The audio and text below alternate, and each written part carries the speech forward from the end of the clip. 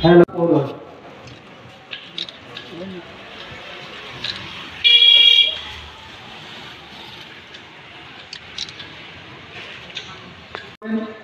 সংগঠন রাজ্য কমিটির সভাপতি কমরেড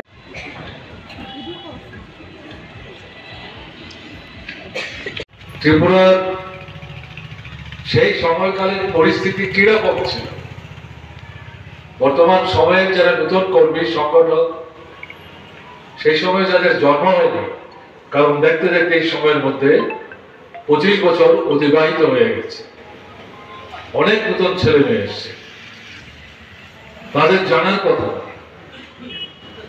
পুরনোরা নিশ্চয়ই জানবেন, তাদের স্মরণে থাকবে।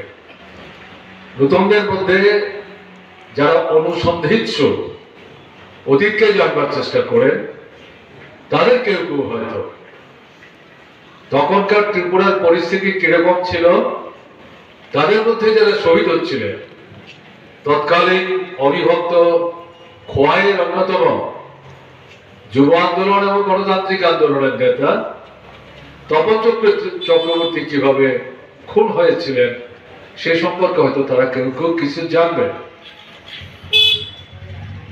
পরিস্থিতিটা ত্রিপুরার সেই সময় ছিল অস্বাভাবিক, অস্থির। এর আগের 5 বছর কমরেড দশরথ দেববর্মার নেতৃত্বে বামফ্রন্ট সরকার চলছিল। দশরথ দেববর্মন সরকার চলার সময়ের মাঝামাঝি সময় থেকে অসুস্থ হয়ে পড়েছে।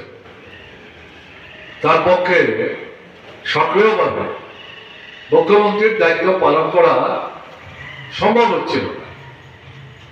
আপনাদের জানার জন্য বলছি,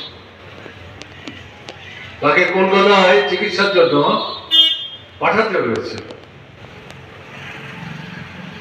সেখানকার সবচেয়ে বড় যে সরকারি হাসপাতাল, সেই হাসপাতালে তিনি চিকিৎসিত হচ্ছিলেন।